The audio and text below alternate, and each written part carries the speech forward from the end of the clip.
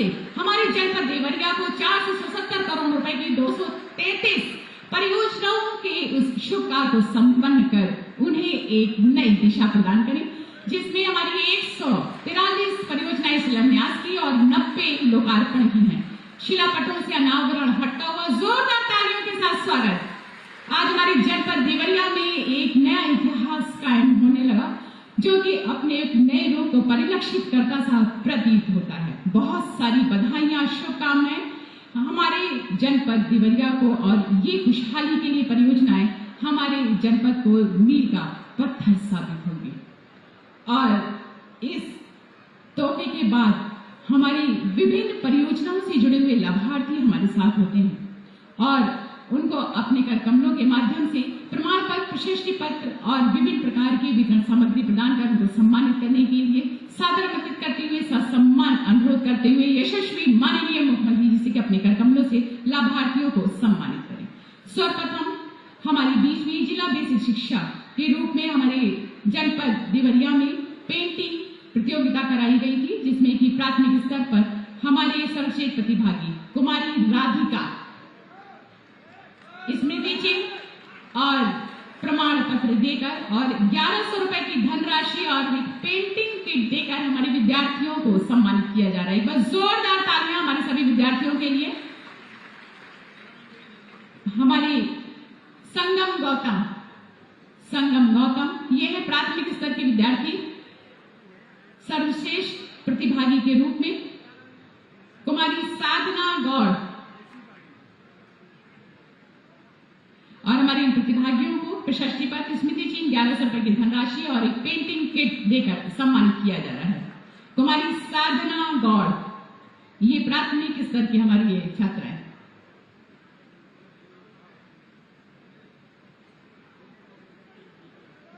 उच्च प्राथमिक स्तर की हमारी कुमारी मुस्कान ये उच्च प्राथमिक स्तर के विद्यार्थी हैं, जिन्होंने सर्वश्रेष्ठ प्रतिभाग किया अपने कार्यों के माध्यम से। सम्मानित करते हुए यशस्वी मुख्यमंत्री जी अपने कर कमलों से कुमारी आंचल शर्मा ये सभी विद्यार्थी प्रथम श्रेणी में उत्तीर्ण हुए हैं।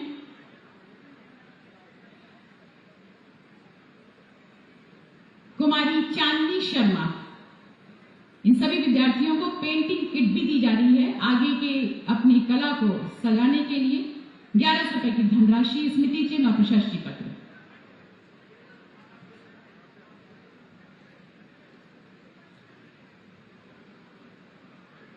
जनपद स्तरीय चित्रकला पेंटिंग प्रतियोगिता थी, जिसमें शाहीना खातून जी आपको प्रशस्ति पत्र, स्मृति चिन्ह, 1100 रुपए की धनराशि और पेंटिंग किट। हमारे सभी लाभार्थियों के लिए बस जोरदार तालियों के साथ स्वागत। रुपेश पटेल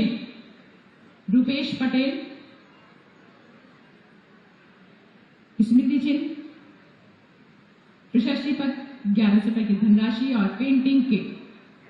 अमित कुशवाहा ये सभी विद्यार्थी प्रथम श्रेणी में हैं अपनी चित्रकला प्रतियोगिता के माध्यम से और सम्मानित किए जा रहे हैं। पूजा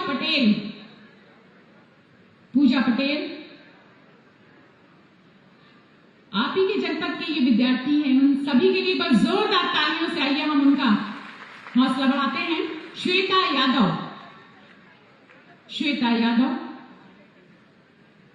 और अब बारी है जनपद के राष्ट्रीय स्तर पर हमारे खिलाड़ी, जिसमें मुकेश मौर्य आपको खो खो के लिए इंडिया टीम 2022 के खिलाड़ी के रूप में चयनित किया गया। प्रशस्ति पत्र और स्मृति चिन्ह देकर सम्मानित किया जा रहा है। एक बार जोरदार तालियां हमारे इन सभी खिलाड़ियों के लिए, विद्यार्थियों के लिए। और अब बारी है आंगनबाड़ी की हमारी कार्यकर्ती, जिसमें की हमारी सरिता जायसवाल पत्र सेवा विकास केंद्र से विकास खंड भी। श्रीमती गीता शर्मा प्रशस्ति पत्र और स्मृति चिन्ह देकर सम्मानित किया जा रहा है हमारी आंगनबाड़ी कार्यकर्ती को। श्रीमती गीता शर्मा के पश्चात श्रीमती शांति विश्वकर्मा, इसके पश्चात हमारे किसान मेला में ऋण प्रमाण पत्र हमारे सभी एक जनपद एक उत्पाद से हमारे संजय कुमार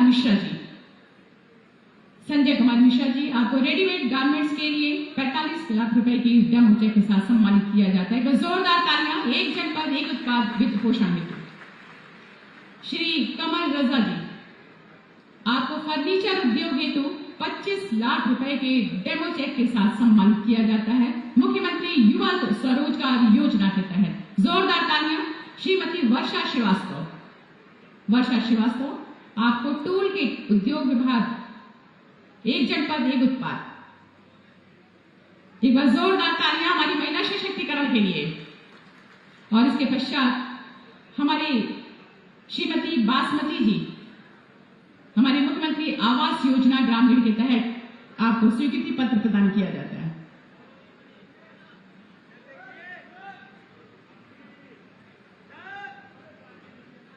मुख्यमंत्री आवास योजना ग्रामीण के तहत श्री विकास जी स्वीकृति पत्र प्रदान किया जाता है। श्रीमती तारा देवी आपको प्रधानमंत्री आवास योजना ग्रामीण के तहत आपको आवास की चाबी प्रदान की जाती है। एक बार जोरदार तालियां हमारे सभी लाभार्थियों के लिए। श्रीमती शुभावती देवी प्रधानमंत्री आवास योजना ग्रामीण के तहत आपको आवास की चाबी देकर सम्मानित किया जाता है। सफाई अभियान के तहत हमारे सफाई कर्मचारी जिसमें कि श्री दुर्गेश कुमार जी प्रशस्ति पत्र और स्मृति चिन्ह देकर सम्मानित किया जाता है। श्री नारद प्रसाद जी हमारे सभी सम्मानित सफाई कर्मचारी भैया के लिए जोरदार तालियों के साथ स्वागत। श्री राकेश कुमार भारती जी स्मृति चिन्ह और प्रशस्ति पत्र देकर सम्मानित किया जा रहा है आपको। और इसके पश्चात हमारा कृषि विभाग के माध्यम से फार्म मशीनरी बैंक योजना के तहत श्री वेद व्यास सिंह जी आपको प्रमाण पत्र और ट्रैक्टर की चाबी दी जाती है। श्री चंडी प्रसाद जी सोलर पंप योजना के तहत आपको प्रमाण पत्र प्रदान किया जाता है। एक बार जोरदार तालियां। श्री गौतम मिश्रा जी मसूर के दाल के बीज की मिनी किट आपको प्रदान की जाती है मसूर मिनी किट योजना के तहत। श्री त्रिभुवन नारायण सिंह जी आपको गेहूं के बीज की मिनी किट प्रदान की जाती है गेहूं मिनी किट योजना के तहत।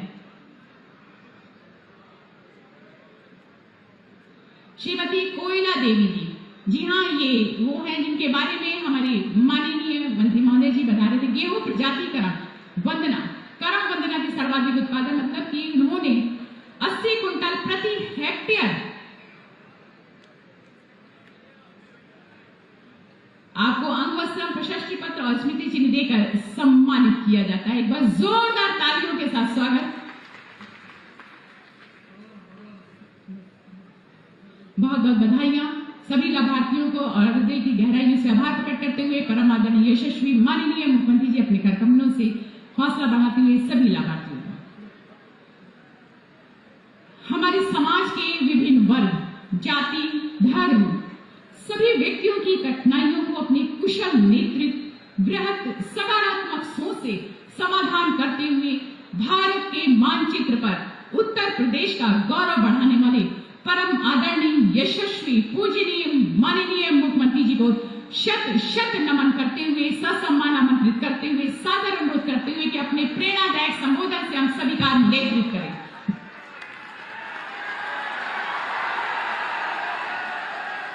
भारत माता की भारत माता की भारत माता की वंदे वंदे वंदे।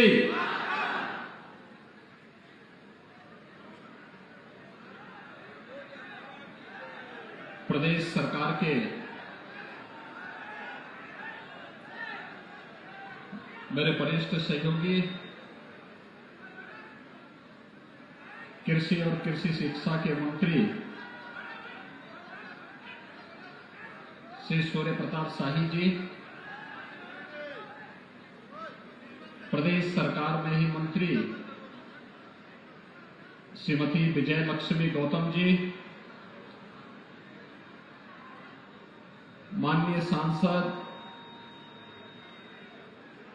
डॉक्टर रमापति राम त्रिपाठी जी, माननीय सांसद श्री रविंद्र कुशवाहा जी, माननीय सांसद श्री विजय कुमार दुबे जी, भारतीय जनता पार्टी के क्षेत्रीय अध्यक्ष और विधान परिषद के माननीय सदस्य डॉक्टर धर्मेंद्र सिंह जी, विधान परिषद के माननीय सदस्य डॉक्टर रतनपाल सिंह जी, प्रदेश सरकार के पूर्व मंत्री और माननीय विधायक श्री जयप्रकाश निषाद जी, माननीय विधायक श्री सलभमणि त्रिपाठी जी, माननीय विधायक दीपक मिश्रा जी, श्री मोहन वर्मा जी, श्री विवेकानंद पांडे जी, श्री सुरेंद्र कुशवाहा जी, डॉक्टर असीम कुमार जी, श्री मनीष जायसवाल जी, श्री विनय प्रकाश गौड़ जी, आज के इस कार्यक्रम में उपस्थित भारतीय जनता पार्टी के वरिष्ठ नेता पूर्व विधायक श्री गंगा सिंह कुशवाहा जी, जिलाध्यक्ष श्री अंतर्यामी सिंह जी, आज के इस कार्यक्रम में उपस्थित भारतीय जनता पार्टी के सभी पदाधिकारीगण, उपस्थित देवरिया जनपद के सभी भाइयों बहनों, आज हम सब यहां पर इस क्षेत्र में राष्ट्रवाद की अलख जगाने वाले गांव, गरीब, किसान, नौजवान, महिलाओं को उनका सही अधिकार दिलाने के लिए जिन्होंने अपना पूरा जीवन समर्पित किया था, ऐसे स्वर्गीय रविंद्र किशोर शाही जी की 40वीं पुण्यतिथि पर उनका स्मरण करते हुए इस भव्य समारोह के माध्यम से उनके प्रति श्रद्धा सुमन व्यक्त करने के लिए यहां पर उपस्थित हुए हैं। मैं इस अवसर पर भारतीय जनसंघ के पूर्व अध्यक्ष, उत्तर प्रदेश सरकार के पूर्व मंत्री स्वर्गीय रविंद्र किशोर शाही जी को उनकी 40वीं पुण्यतिथि के अवसर पर नमन करते हुए पूरे प्रदेशवासियों की ओर से विनम्र श्रद्धांजलि अर्पित करता हूं। भाइयों बहनों, इन्हीं महापुरुषों की तप परिश्रम का परिणाम है कि आज प्रदेश के अंदर, देश के अंदर बिना भेदभाव के शासन की योजनाओं का लाभ समाज के प्रत्येक तबके को देने में हम सब सफल हो पा रहे हैं। जब कोई भारतीय जनता पार्टी या भारतीय जनसंघ के बारे में नहीं जानता था, जब राष्ट्रवाद के मुद्दे को छूना भी लोग एक प्रकार का परहेज करते थे, उस कालखंड में स्वर्गीय रविंद्र किशोर शाही जैसे महापुरुषों ने इसे गांव-गांव और घर-घर तक पहुंचाने का काम किया। आज वे भले ही हमारे बीच में नहीं, लेकिन 40 वर्ष के बाद भी जब भारतीय जनता पार्टी की केंद्र और प्रदेश में सरकार बनी, तो उन्हीं मूल्यों, उन्हीं आदर्शों का अनुगमन करते हुए गांव के लिए, गरीब के लिए, किसान के लिए, नौजवान के लिए, महिलाओं के लिए और समाज के प्रत्येक तबके के हित के लिए बिना भेदभाव के शासन की योजनाओं को पहुंचाने का कार्य किया जा रहा है। आज देवरिया जनपद में 477 करोड़ रुपए की लागत से 233 परियोजनाओं का लोकार्पण और शिलान्यास का कार्यक्रम उसी श्रृंखला का हिस्सा है मैं देवरिया जनपद के सभी भाइयों बहनों को हृदय से बधाई देता हूं, अपनी शुभकामनाएं देता हूं। भाइयों बहनों, मैं आपका आभार भी व्यक्त करता हूं। 6 महीने पहले जब विधानसभा के चुनाव हुए थे, पूरे प्रदेश के अंदर सबकी निगाहें गोरखपुर मंडल पर थी। और लोग जानते थे कि मुख्यमंत्री का गृह मंडल है, क्या परिणाम आएगा। मैं तब भी कहता था सबसे अच्छा रहेगा, और 28 में से 27 सीटें अकेले गोरखपुर मंडल ने दी हैं। देवरिया ने 7 में से 7 सीट दी, कुशीनगर ने 7 में से 7 सीट जिता करके दी। बड़े बड़े धुरंधर लोग बन करके आए थे, लेकिन जनता ने उन्हें धूल चटा करके केवल विकास और राष्ट्रवाद के मुद्दे पर प्रधानमंत्री मोदी जी के नीतियों, मूल्यों और आदर्शों का अनुपालन करते हुए उनका आह्वान पर भारतीय जनता पार्टी के प्रत्याशियों को चुनाव जिता करके भेजा। गोरखपुर में 9 में से 9 सीट भारतीय जनता पार्टी को प्राप्त हुई, और महाराजगंज में 5 में से 4 सीट भारतीय जनता पार्टी को प्राप्त हुई। 28 में से 27 सीट अकेले भारतीय जनता पार्टी ने प्राप्त की, और इसके लिए देवरिया के सभी मतदाता भाइयों बहनों के प्रति आभार व्यक्त करना भी मैं अपना कर्तव्य समझता हूं। इसके लिए आपके प्रति कृतज्ञता ज्ञापित करते हुए आप सबको मैं धन्यवाद भी देता हूं।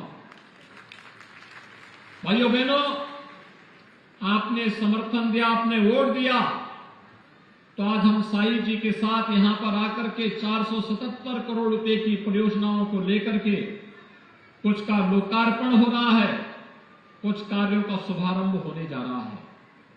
ये सड़क से जुड़ी हुई योजनाएं हैं, शिक्षा से है, स्वास्थ्य से है, ग्राम्य विकास से है, ऊर्जा से है, पंचायती राज से है, नगर विकास से है, आम जन से जुड़ी हुई समस्या है, खेती किसानी से जुड़ी हुई समस्याएं हैं, आम जन से जुड़ी हुई समस्याएं हैं, जिनका समाधान करने के लिए राज्य सरकार ने यहां पर धनराशि दी, केंद्र सरकार ने धनराशि दी, और उस धनराशि का उपयोग यहां के समग्र विकास के लिए होगा। भाइयों बहनों, देवरिया की जब बात आती है तो पूज्य देवराहा बाबा का स्मरण हम सबके अंतःकरण में हो उठता है, और ये हमारे लिए गौरव की बात है कि प्रधानमंत्री मोदी जी के नेतृत्व में जो मेडिकल कॉलेज हम लोगों ने देवरिया जनपद को दिया, वह देवरिया जनपद का वह मेडिकल कॉलेज हम लोगों ने पूज्य देवराहा बाबा के नाम पर ही स्थापित किया है। मेडिकल कॉलेज अपने निर्माण के अंतिम चरणों में चल रहा है। जब निर्माण होगा, विशेषज्ञ स्वास्थ्य सेवाओं की पूरी गतिविधि अकेले देवरिया जनपद में ही मिलती हुई दिखाई देगी। ऐसा ही एक मेडिकल कॉलेज कुशीनगर जनपद में भी बन रहा है। गोरखपुर में एम्स का निर्माण हो गया है। महाराजगंज जनपद में पीपीपी मोड पर हम लोग नया मेडिकल कॉलेज देने जा रहे हैं। अन्य जनपदों में भी मेडिकल कॉलेज बनने की प्रक्रिया तेजी के साथ आगे बढ़ रही है। सिद्धार्थनगर जनपद में स्वर्गीय माधव प्रसाद त्रिपाठी जी जो जनसंघ के अध्यक्ष थे, उनके नाम पर हम लोगों ने मेडिकल कॉलेज की स्थापना कर दी है। मेडिकल कॉलेज वहां पर प्रारंभ हो चुका है। बस्ती में महर्षि वशिष्ठ के नाम पर मेडिकल कॉलेज प्रारंभ हो चुका है। गोंडा में मेडिकल कॉलेज का कार्य युद्ध स्तर पर चल रहा है। बहराइच में महाराज सुहेल देव के नाम पर मेडिकल कॉलेज प्रारंभ हो चुका है। ऐसे ही बलरामपुर में सदैव अटल बिहारी वाजपेयी जी के नाम पर हम लोग एक मेडिकल कॉलेज के निर्माण के कार्य को आगे बढ़ा रहे हैं। एक जनपद एक मेडिकल कॉलेज की परिकल्पना साकार हो पाई है। अन्यथा 1947 से लेकर के 2017 तक 70 वर्षों में मात्र 12 मेडिकल कॉलेज बन पाए थे और विगत 5 वर्ष में हम लोगों ने उत्तर प्रदेश के अंदर 35 नए सरकारी मेडिकल कॉलेज बनाए हैं और हमारा प्रयास है अगले 2-3 वर्ष के अंदर सभी 75 जनपदों में एक मेडिकल कॉलेज बनाकर के प्रदेश की जनता को उत्तम स्वास्थ्य की सुविधा उनके जनपद में ही उपलब्ध करवाने का कार्य करेंगे। ऐसे ही विकास की प्रक्रिया को आगे बढ़ाते हुए अभी हम लोग आए थे, मैं देख रहा था साई जी के साथ में, यहां पे कृषि पे बहुत अच्छी प्रदर्शनी लगी है। हमारा अन्नदाता किसान कितनी मेहनत करता है, लेकिन कभी कभी आपदा से उसकी जो आशाएं होती हैं उस पर पानी फिरता है, लेकिन जब सरकार साथ में खड़ी हो आपदा आपका बाल बांका नहीं कर पाएगी। और इसलिए अभी हाल ही में अतिवृष्टि और बाढ़ के कारण किसान भाइयों को बहुत नुकसान उठाना पड़ा। जो लोग बाढ़ की चपेट में आए थे उनके लिए हम लोगों ने आपदा राहत कोष से भरपूर सहायता उपलब्ध करवाने के लिए जिला प्रशासन को पहले ही निर्देश दिया है। हर पीड़ित तक राशन किट पहुंचना चाहिए, शासन की राहत सामग्री पहुंचनी चाहिए और जिन अन्नदाता किसानों को फसल का नुकसान हुआ है उसका आकलन करके समय पर भेज दें, हम उनका भी मुआवजा देने का काम प्रदेश सरकार और केंद्र सरकार, डबल इंजन की सरकार वहां पर एक कंपनसेशन भी उन किसानों को उपलब्ध करवाने का कार्य करेगी। भाइयों बहनों, उत्तर प्रदेश देश का सबसे उर्वरा भूमि है कृषि की दृष्टि से, सबसे अच्छी भूमि भी हमारे पास और सबसे अच्छा जल संसाधन भी हमारे पास। जल संसाधन तो ये देवरिया कुशीनगर में तो स्थित 10 फुट पर पानी मिल जाता है। अनुमान करिए देश के अंदर बहुत सारे क्षेत्र ऐसे हैं जहां 400-400 फीट तक लोग जाते हैं तब भी पानी नहीं मिलता और यहां 10 फुट पर पानी मिल जाता है। पर्याप्त जल संसाधन है, कोई कमी नहीं है, हम केवल उसका उचित नियोजन कर लें। इतनी अच्छी भूमि है, हम तकनीक को अपना लें। ये प्रदर्शनी जो यहां पर लगाई गई है उसी तकनीक और अच्छे बीज के लिए, आधुनिक तकनीक और आधुनिक बीज को लेकर के है। और जब इन सब को लेकर के हम कार्य करते हैं तो भाइयों बहनों यही कार्य एक नई पहचान दिलाता है। जैसे अभी गोरखपुर की एक महिला काश्तकार ने 1 हेक्टेयर खेत में 80 कुंटल गेहूं का उत्पादन किया है। कोयला देवी नाम की गोरखपुर की महिला कितनी बुजुर्ग थी, जंगल कोड़िया की, मंच पर अभी आई थी, उनका सम्मान हुआ। हम थोड़ी भी प्रयास कर लें, गोरखपुर, देवरिया, कुशीनगर, महाराजगंज की धरती तो सोना उगलने का काम करेगी, सोना उगलने का, लेकिन हमें थोड़ा प्रयास करना होगा, इस दिशा में प्रयास करना होगा। और इसीलिए मैं बार बार कहता हूं हमें इसमें आधुनिक तकनीक लानी पड़ेगी। कृषि विभाग निरंतर इस पर कार्य कर रहा है, प्रधानमंत्री जी का मार्गदर्शन निरंतर प्राप्त हो रहा है। एक तरफ प्रदेश के अंदर आप देख रहे होंगे कानून व्यवस्था की बेहतर स्थिति, और मैं फिर इस बारे में कह देना चाहता हूं कि अपराध और अपराधियों के प्रति सरकार की 0 टॉलरेंस की नीति रहेगी। सरकार किसी भी व्यक्ति को जो समाज के सौहार्द को बिगाड़ने का कार्य करेगा, गरीब का, व्यापारी का, बहन बेटियों के लिए खतरा बनेगा, तो उसके लिए हमारी पुलिस खतरा जरूर बन जाएगी, उसका जीना हराम जरूर कर देंगे। और अगर अब भी कोई गफलत में है तो उसे अपनी गफलत छोड़ देनी होगी। प्रदेश में अपराध और अपराधियों के लिए कोई जगह नहीं। प्रदेश विकास की जिस राह को पकड़ा है, अपने युवाओं के उत्थान के लिए, महिलाओं की सुरक्षा और उनके स्वावलंबन के लिए, अन्नदाता किसानों के विकास के लिए, समाज के प्रत्येक तबके तक शासन की योजनाओं का लाभ पहुंचा करके उनके जीवन में व्यापक परिवर्तन करने के जिन संकल्पों के साथ सरकार आगे बढ़ी है, डबल इंजन की सरकार का लाभ समाज के प्रत्येक तबके को बिना भेदभाव के प्राप्त हो रहा है।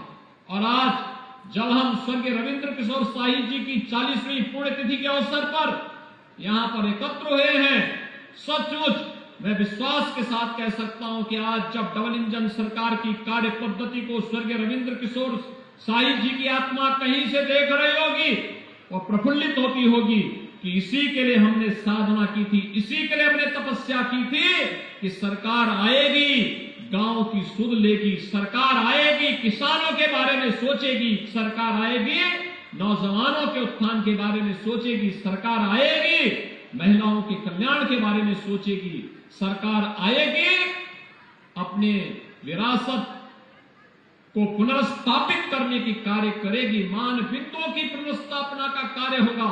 अयोध्या में राम मंदिर का निर्माण और काशी में काशी विश्वनाथ धाम का निर्माण इसी श्रृंखला का हिस्सा है। मैं विश्वास के साथ कह सकता हूं कि महापुरुषों की आत्मा जहां कहीं से भी देख रही होगी, प्रफुल्लित हो रही होगी कि हमने जो साधना की थी उस साधना का परिणाम है कि आज एक एक संकल्प पूरा होता हुआ दिखाई दे रहा है। याद करिए, कभी डॉक्टर श्यामा प्रसाद मुखर्जी जी ने एक सपना देखा था, एक संकल्प लिया था उस सपने को पूरा करने के लिए कि एक देश में 2 प्रधान, 2 निशान और 2 विधान नहीं चलेंगे। आजादी के बाद तमाम सरकारें आई गई, वह संकल्प ज्यों का त्यों रहा। लेकिन जब प्रधानमंत्री मोदी जी के नेतृत्व में सरकार बनी और सरकार ने संकल्प लिया कश्मीर से धारा 370 को सदैव के लिए समाप्त करके एक देश में 2 प्रधान, 2 विधान और 2 निशान की व्यवस्था सदैव के लिए समाप्त करके भारत एक भारत श्रेष्ठ भारत की परिकल्पना को साकार किया है। यही तो विरासत के प्रति सम्मान का भाव है। आजादी के अमृत महोत्सव वर्ष में इससे बड़ा कार्य क्या हो सकता है कि गरीब घर में पैदा हुए रामचंद्र विद्यार्थी जैसे स्वतंत्रता संग्राम सेनानियों का स्मरण यह देश कर रहा है, यह प्रदेश कर रहा है, उनका स्मारक देवरिया में भव्य रूप से बनकर के तैयार हुआ है। इससे बड़ी श्रद्धांजलि क्या हो सकती है कि हम आजादी के अमृत महोत्सव वर्ष में देश के लिए अपने आप को समर्पित करने वाले इन क्रांतिकारियों को, इन स्वतंत्रता संग्राम सेनानियों का पुण्य स्मरण कर सके, उन्हें अपनी विनम्र श्रद्धांजलि अर्पित कर सके। और आज का यह पुण्य अवसर हम सब के लिए है जब पथरदेवा में आकर के हम लोगों ने इन कार्यक्रमों के साथ जुड़ा है, जोड़ करके इन कार्यक्रमों को आगे बढ़ाया है। यहां पर साई जी भी कह रहे थे एक कॉलेज के बारे में, वहां पे कुछ साइंस ब्लॉक के बारे में प्रस्ताव आप दीजिए, हम जरूर उसको करेंगे। यहाँ पे पिछली बार आपने कुछ डिग्री कॉलेज की मांग की थी और डिग्री कॉलेज मुझे बहुत अच्छा लगा कि आपने समय सीमा के अंदर उसको बना करके तैयार भी कर दिया है।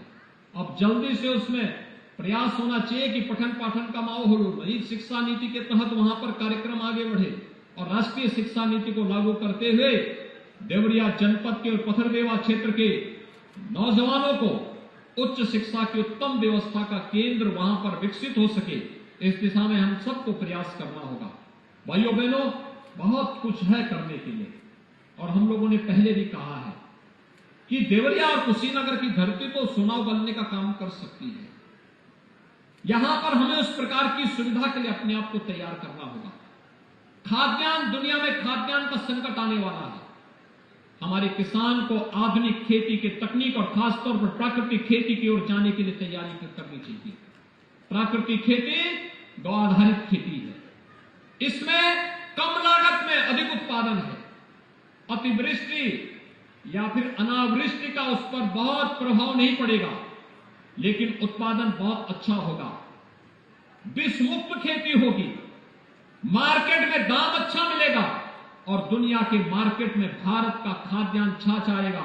और दुनिया के मार्केट में अगर यहां का चावल, यहां का गेहूं, यहां का तिलहन, यहां का दलहन, यहां की सब्जी, यहां का फल अगर जाता है तो एक्सपोर्ट करने के बाद जो आमदनी होगी वह देश की तो आमदनी होगी, किसान भी यहां पर आर्थिक रूप से समुन्नत होगा, मजबूत होगा। उस दिशा में हमें प्रयास करने होंगे, एफपीओज के गठन करने होंगे, उस दिशा में प्रशिक्षण देना होगा, उसको तेज करना होगा। कृषि विभाग ने इस दिशा में बेहतर कार्य आगे बढ़ाया है और उसके लिए आवश्यकता पड़ती है अच्छे सेंटर ऑफ एक्सीलेंस की स्थापना का, उसके लिए आवश्यकता पड़ती है तो नए विश्वविद्यालयों के निर्माण का, क्योंकि राष्ट्रीय शिक्षा नीति में हर जनपद में एक विश्वविद्यालय भी बनना है और उन विश्वविद्यालयों की स्थापना की दिशा में भी हमें प्रयास करना चाहिए। अब आवश्यक नहीं कि हम किसी एक विषय को लेकर के विश्वविद्यालय बनाएं, अब तो हर विश्वविद्यालयों में हर प्रकार के पाठ्यक्रम एक साथ भी प्रारंभ हो सकते हैं और उन कार्यक्रमों को एक साथ आगे बढ़ा करके हम लोग अपने नौजवान के सामने देश और दुनिया के लिए अनेक अवसर प्रदान कर सकते हैं। स्किल डेवलपमेंट उसमें एक क्षेत्र हो सकता है, खाद्यान्न उत्पादन में अच्छी तकनीक के माध्यम से आगे बढ़ाने का कार्य हो सकता है, पशुपालन के माध्यम से उन्नत किस्म का भारतीय नस्ल के गोवंश और भैंसों की अच्छी किस्मों को आगे बढ़ा करके उसके माध्यम से भी हम दुग्ध उत्पादन में किसान की आमदनी को कई गुना बढ़ाने का कार्य कर सकते हैं। मुझे पूरा विश्वास है आप इस प्रदर्शनी से प्रेरणा लेंगे और इसके माध्यम से बहुत कुछ आपने किया भी होगा। जो आपने किया है आप बताएंगे कृषि विभाग को, जो आप में भी कमी है वह कृषि विभाग आपको सहयोग करेगा और आप देखेंगे एक साथ मिलकर के व्यवस्था आगे बढ़ेगी। आज के इस अवसर पर मैं एक बार फिर से देवरिया जनपद को विधानसभा चुनाव में सहयोग करने के लिए सातों की सातों सीटें भारतीय जनता पार्टी की झोली में डालने के लिए हृदय से आभार व्यक्त करता हूं। मैं 477 करोड़ रुपए की लागत की इन सभी परियोजनाओं के लिए श्री सूर्य प्रताप शाही जी, यहां के माननीय सांसदगण, यहां के माननीय विधायकगण, यहां के सभी माननीय विधान परिषद के सदस्यों को, सभी जनप्रतिनिधियों को हृदय से बधाई देता हूं, जनपद वासियों का अभिनंदन करता हूं। ये दीपावली का एक लघु उपहार है, अभी इससे बड़े उपहार देने के लिए हम लोग बाद में आने वाले हैं। अभी आज चूंकि शाही जी की पुण्यतिथि थी, इसलिए हम लोगों ने कहा कि जल्दी जल्दी में कार्यक्रम में पहले भागीदार बनकर के इन कार्यक्रमों का एक बार हो जाएगा। बड़े कार्यक्रमों के साथ हम लोग फिर से यहां पर आएंगे। मैं इस अवसर पर एक बार फिर से आप सबको दीपावली की मंगलमय शुभकामनाएं आप सबके प्रति व्यक्त करता हूं। स्वर्गीय रविंद्र किशोर शाही जी को उनकी 40वीं पुण्यतिथि पर विनम्र श्रद्धांजलि अर्पित करते हुए अपनी वाणी को यहीं पे विराम देता हूं। धन्यवाद। जय हिंद, जय जय श्री राम। बहुत बहुत धन्यवाद, बहुत बहुत आभार परम आदरणीय यशस्वी माननीय मुख्यमंत्री जी का, जिन्होंने अपने प्रेरणादायक संबोधन हम सभी का नेतृत्व किया। अंतिम सोपान धन्यवाद।